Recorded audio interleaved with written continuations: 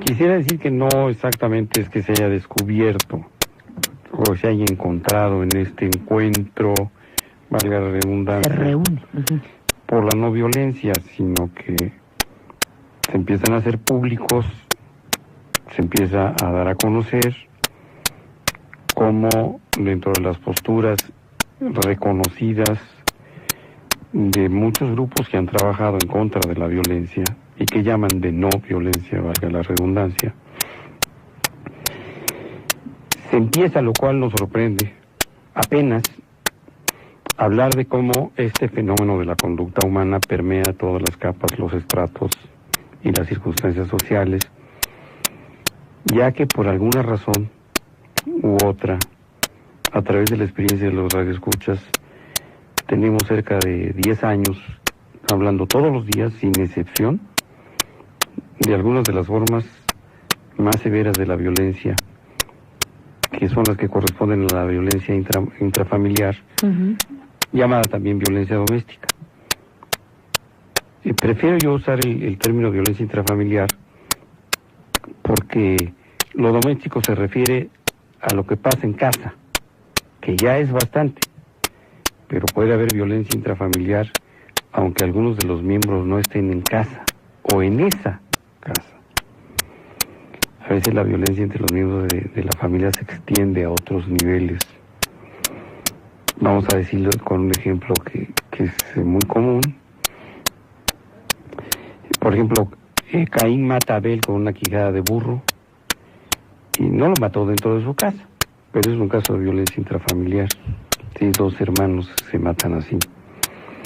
Entonces, en esos términos hemos venido trabajando y sosteniendo una hipótesis que ahora puede ser sustentada como tesis de para que exista violencia en las calles tiene que haber alguien que salga ya violentado de un hogar o de una familia violenta. Todas estas redundancias caben, son viables, gracias a que el término se puede usar y aplicar correctamente para muchas formas de conducta cuyo destino no es precisamente el bienestar, sino el malestar de los demás. O bien, en la no existe bienestar y sí existe una patología severa de orden afectivo, de orden emocional y conductual. Si bien algunas formas de conducta violenta son naturales en el ser humano, la conducta violenta hacia otros no lo es.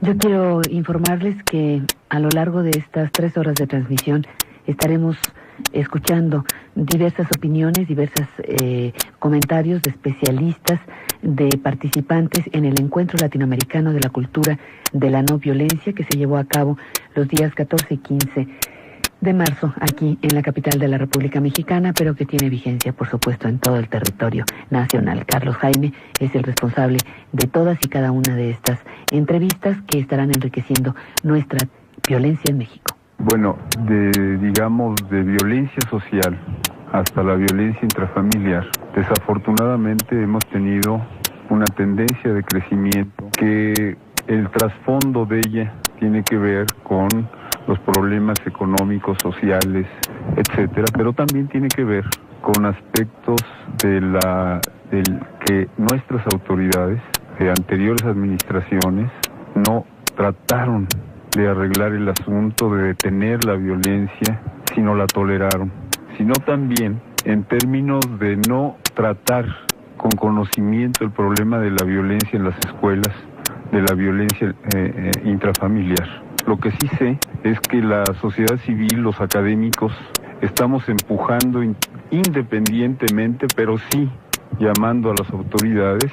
La delincuencia, los delincuentes muchas veces vienen de familias que han tenido problemas de integración, pero también son gentes que se nutren de una situación en donde el crimen, el robo, les deja muchísimo más utilidades que un trabajo. Se dice, por ejemplo, que han sido las mujeres principalmente las víctimas de la violencia intrafamiliar. Es cierto. Sin embargo, en la actualidad podemos hablar de que esta ya se ha generalizado tanto a los niños como algo que realmente repercute, que es la violencia contra nuestras personas adultas. Los esfuerzos pueden mitigar ese camino, lo veo muy difícil, pero tenemos que luchar. De hecho, lo que se está haciendo con este tipo de labor como pioneros que se hace en el estado de Hidalgo, lo que se ha hecho en Morelos con la cultura de la no violencia, lo que estamos generando en la UNAM, en fin, en muchísimas instituciones, tiene como objetivo precisamente que este camino no sea tan complicado, sino que resulte en un proceso mucho más digno de la vida que tenemos todos los mexicanos y toda la humanidad en conjunto, ¿no? Ernesto, la presencia del doctor René Jiménez, según deduzco de la entrevista de la UNAM, y su comentario sobre el desarrollo de la violencia en México.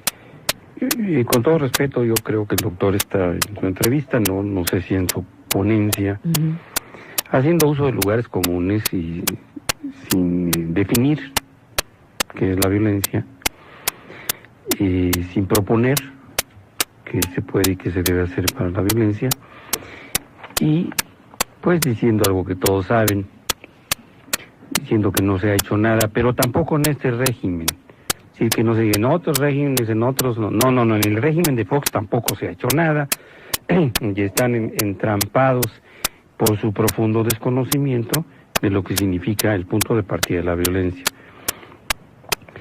Desde la época de la campaña de Zedillín, pues se propugnaba, y fue la propuesta que ocupó el segundo lugar, me parece, durante la campaña presidencial de Zedillín, el que se ocuparan de la inseguridad en México. Y la inseguridad, pues, es la consecuencia de que haya conductas violentas impunes, no punibles, de hecho, como sinónimo. Ahora que George Castañeda usa los sinónimos. Es decir, que se cometan delitos que permanezcan impunes y que no haya ni el reclamo social adecuado ni una respuesta del Ministerio Público como órgano defensor de la sociedad, y que esto haya llevado a niveles severos de impunidad y de violencia generalizada al país.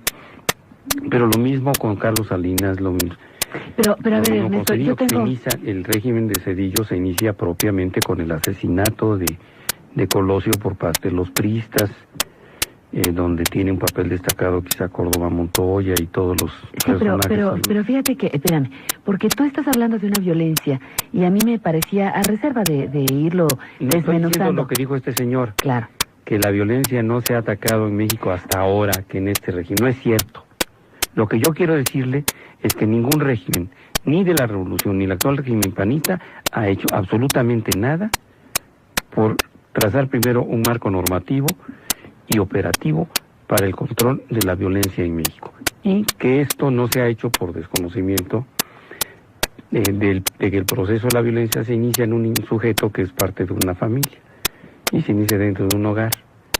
Nadie se convierte en delincuente porque sí cuando sale de la puerta de su casa. Al contrario, muchos delincuentes, lo acabamos de escuchar en este merengue introductorio, que muchas veces el hombre violento sale disfrazado de caballero, pero los caballeros no se vuelven delincuentes en la calle, aunque ahí sea a veces el territorio donde ejercen la violencia.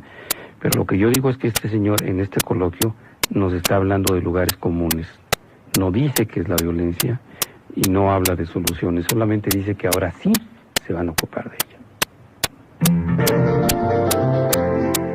A ver, Ernesto, antes de continuar, yo te quería preguntar y te quería proponer que,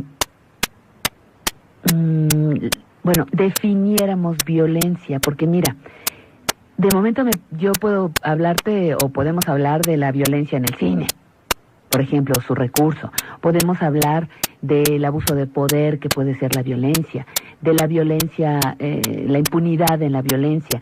Pero bueno, ¿qué es la violencia? ¿Cómo la contemplamos en este programa?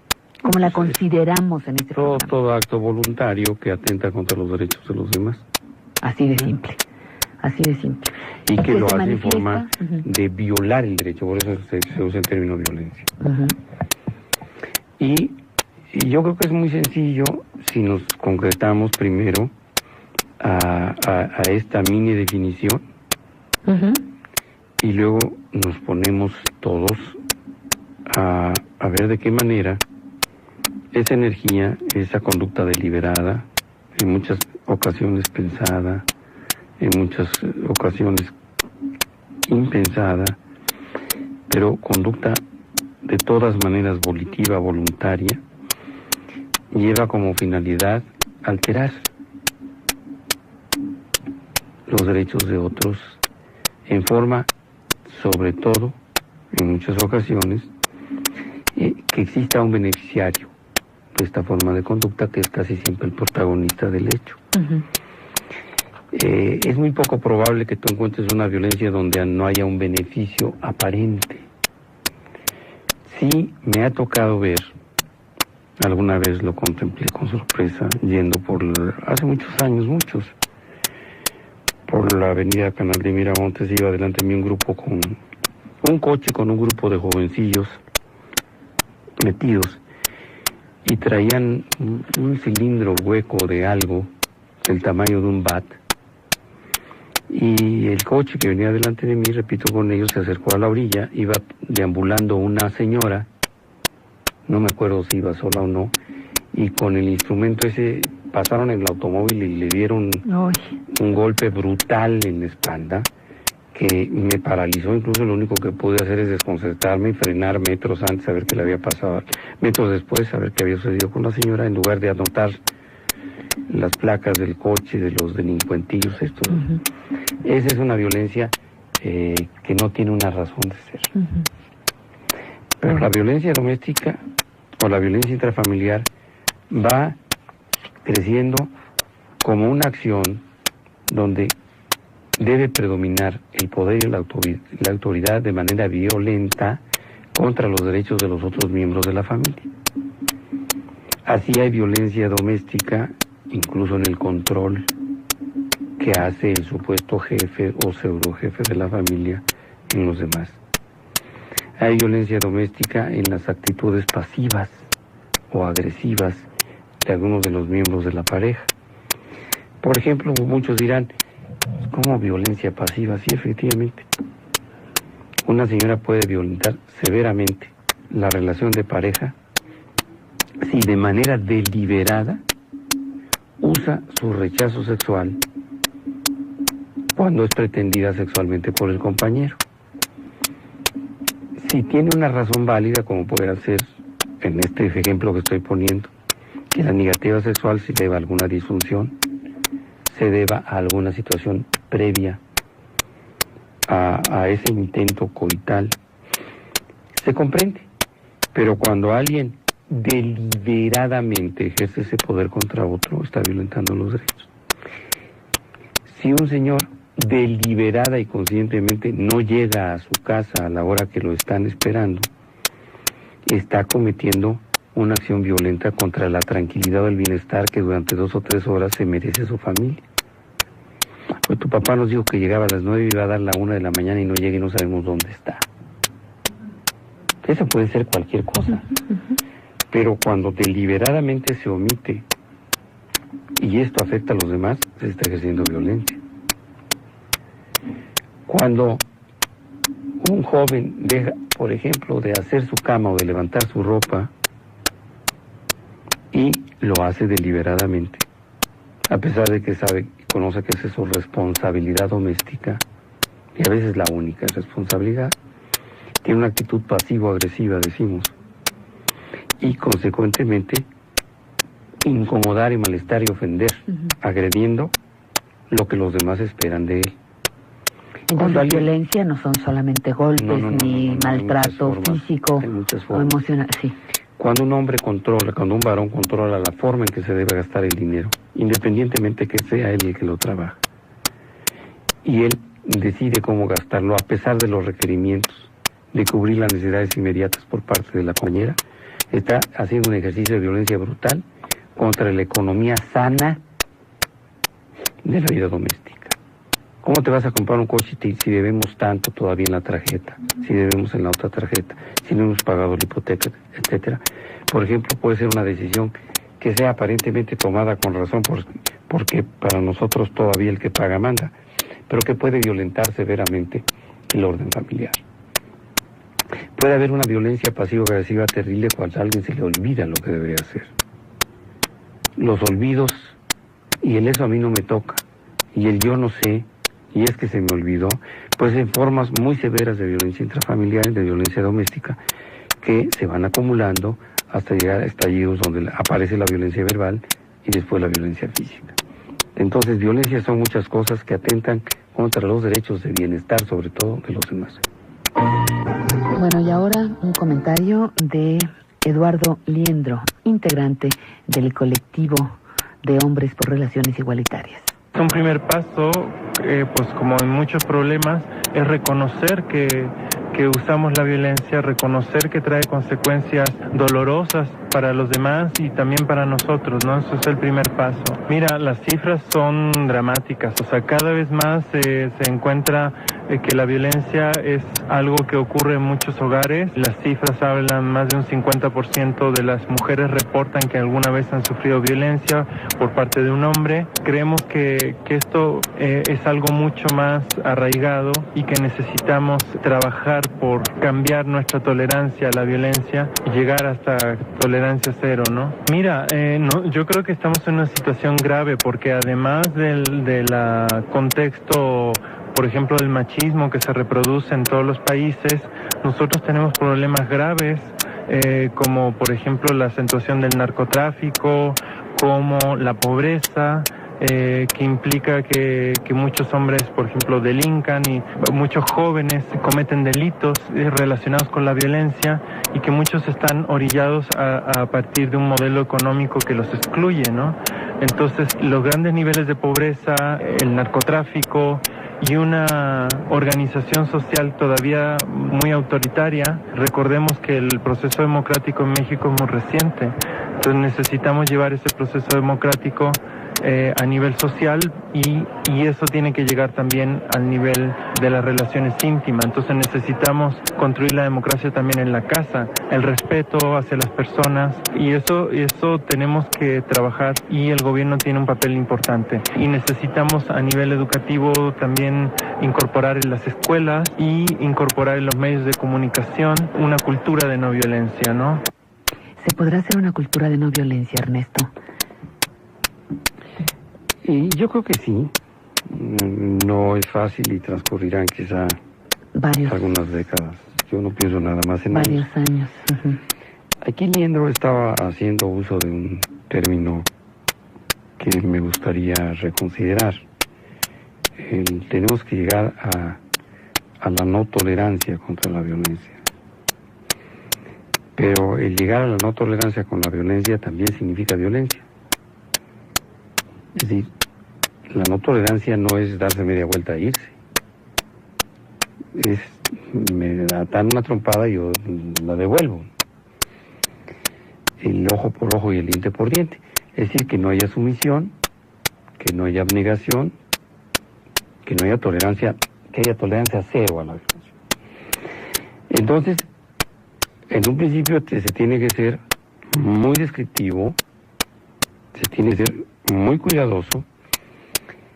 Es decir, la violencia como tal no es aceptable en ninguno de sus órdenes, ni familiar, ni doméstica, ni social, en ningún aspecto.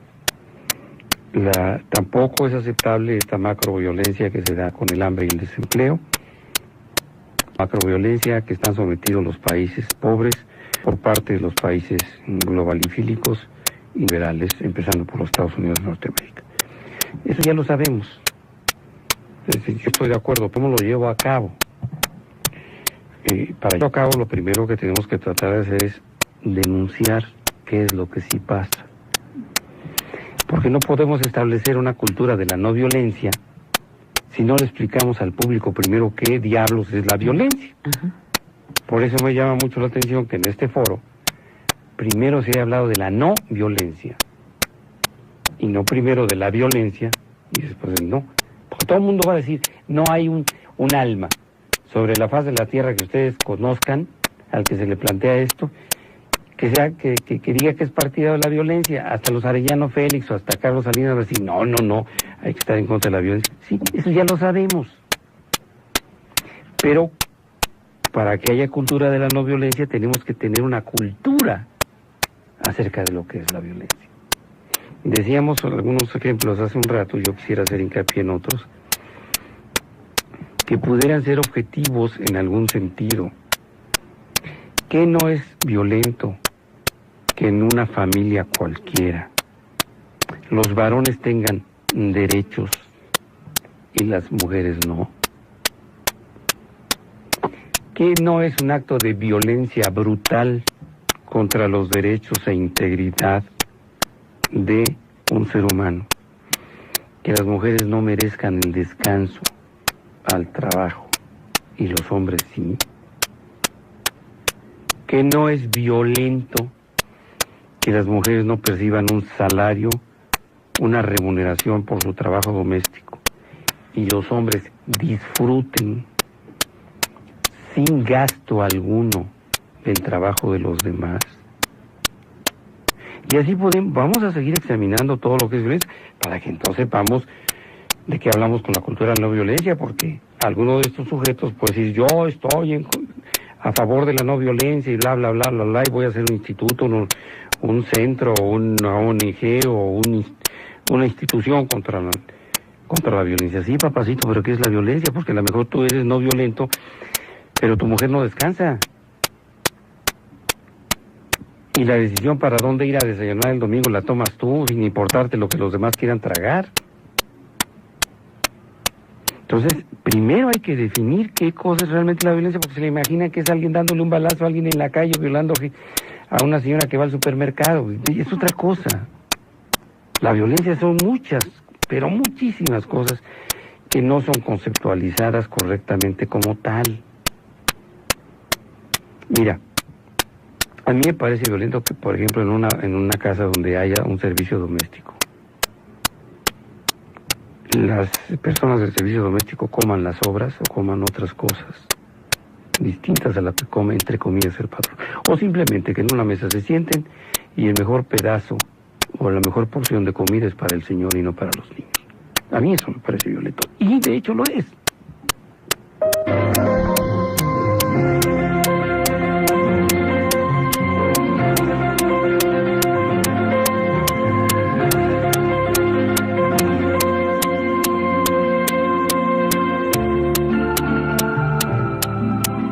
Bueno, Ernesto, estamos con la cultura de la violencia, la cultura de la no violencia.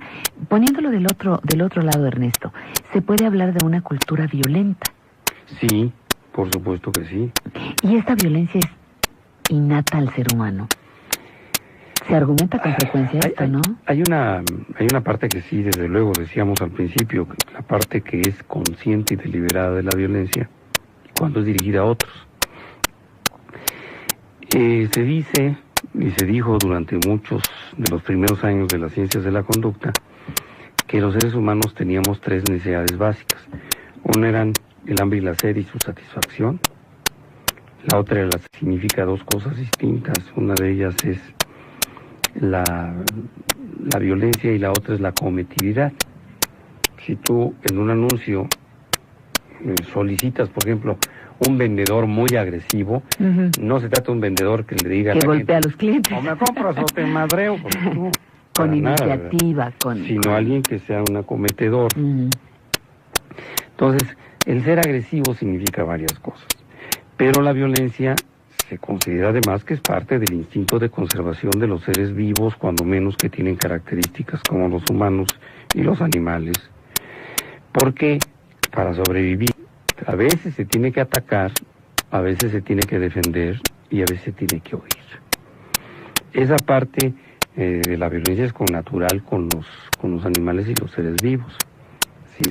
Si alguien sufre un ataque, un acoso, una acción hostil de otro, siendo una hormiga o siendo un chango o siendo un perro o siendo un ser humano, pues va a haber una reacción por instinto. Esas son las formas naturales de la expresión de violencia. si en un momento determinado, con el ejemplo de Caín y Abel, hubieran dicho, pues sí, Caín mató con una quijarra de burro a Abel, pero mientras Abel le puso una de aquellas y le dejó una pata fracturada y le puso un ojo morado y le rompió la nariz, bueno, estaríamos hablando de una violencia compartida, pero parece ser que aquí el violento Caín llegó y por detrás moles y mató al hermano. Entonces hay un despliegue de autoridad, de fuerza, con una ventaja y en una acción deliberada para obtener más poder o más autoridad de la que se supone que tiene un sujeto. Sí, un león no va por ahí caminando, un perro, y ejerciendo el poder para demostrar que es muy chicho.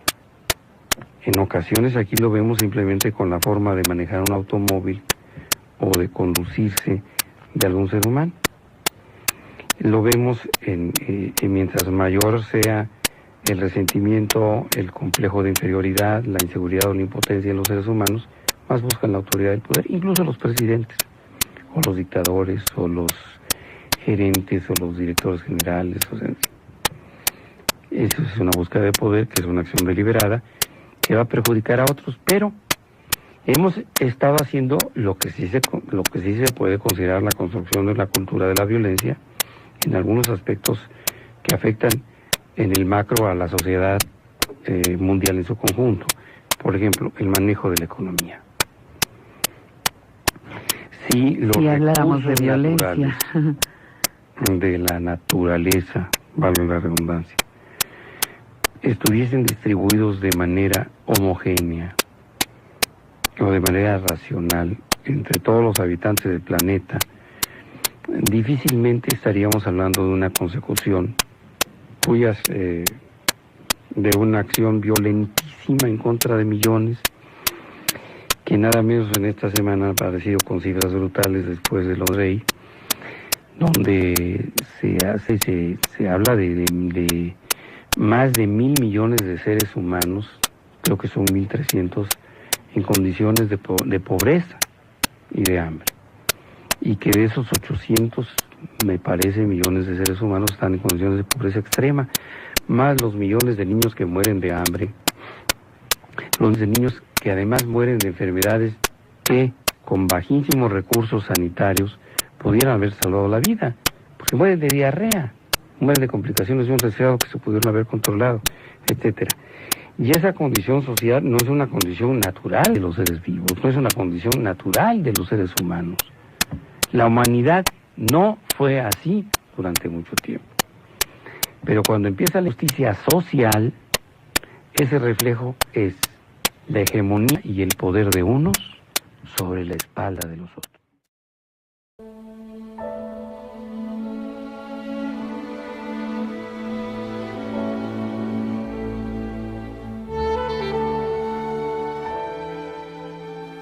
Una oración para todas las estaciones.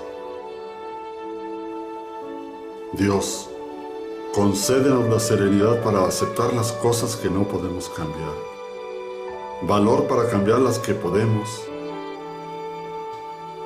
y sabiduría para reconocer la diferencia.